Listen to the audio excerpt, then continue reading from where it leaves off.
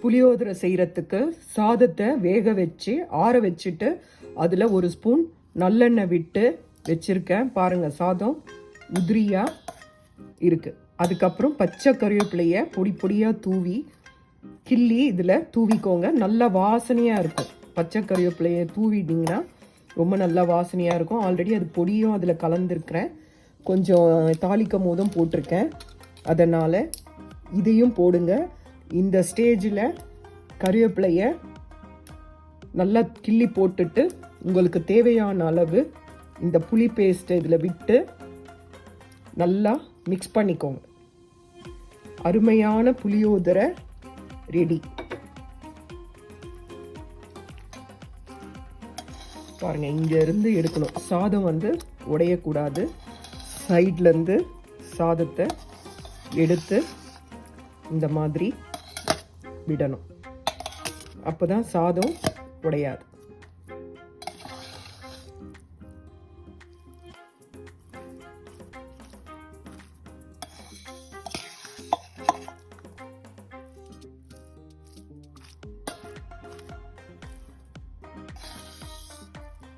கொஞ்சம் ஊறின உடனே ஒரு 1/2 hour கழித்து சாப்பிட்டீங்கன்னா நல்லா காரம்லாம் இறங்கி நல்லா அருமையாக இருக்கும். உங்கள் புளிப்புக்கு ஏற்ற மாதிரி அந்த பேஸ்ட்டை இதில் நீங்கள் மிக்ஸ் பண்ணிக்கோங்க.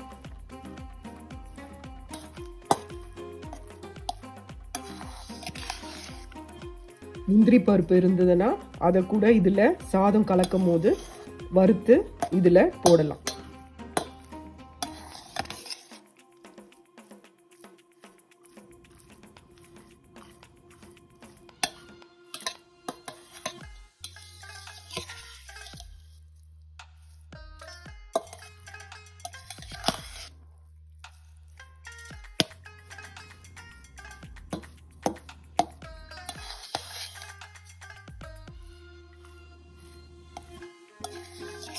ஊறின பிறகு சாப்பிட்டீங்கன்னா நல்லா அருமையாக இருக்கும்.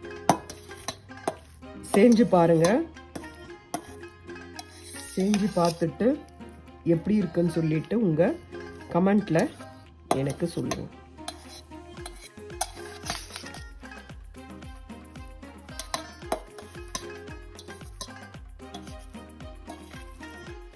உங்களுக்கு காரம் கூட வேணும்னா கூட போட்டுக்கோங்க, குறைவாக வேணும்னா குறைவாக போட்டுக்கோங்க. அரைச்சிட்டு போடும்போது டேஸ்ட் பண்ணி பாருங்கள். மொத்தமாக கொட்டிடாதீங்க. உங்களுக்கு ஓகேனா அப்படியே போடுங்க. அப்படி இல்லைன்னா கொஞ்சம் நிறுத்தி வச்சுக்கோங்க. 15 மிளகா போடலாம். நல்லா காரமாகவே இருக்கும். ஏன்னா பெப்பர் எல்லாமே நம்ம சேர்க்குறனால நல்லா சுவையாக இருக்கும், நல்லா காரமாகவும் இருக்கும்.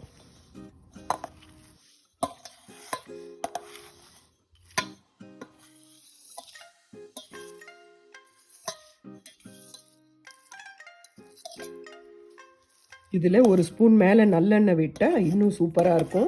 நான் ஆல்ரெடி சாதத்தை ஆற வைக்கும் போதே அதில் ஒரு ஸ்பூன் எண்ணெய் விட்டுட்டேன். அதனால் அவ்வளோதான். இதை பாருங்கள்.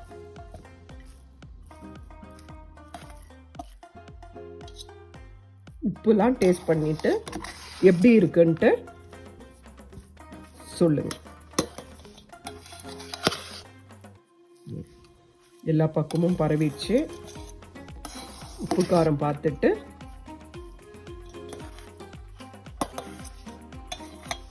தட்டை போட்டு நான் மூடி வச்சிடுவேன்.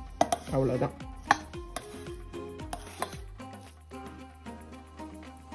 புளியோதரை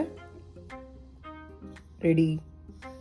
செஞ்சு பார்த்துட்டு உங்களுக்கு கமெண்ட்டில் உங்களோட கருத்துக்களை சொல்லுங்கள். லைக் பண்ணுங்கள், சப்ஸ்கிரைப் பண்ணுங்கள், ஷேர் பண்ணுங்கள்.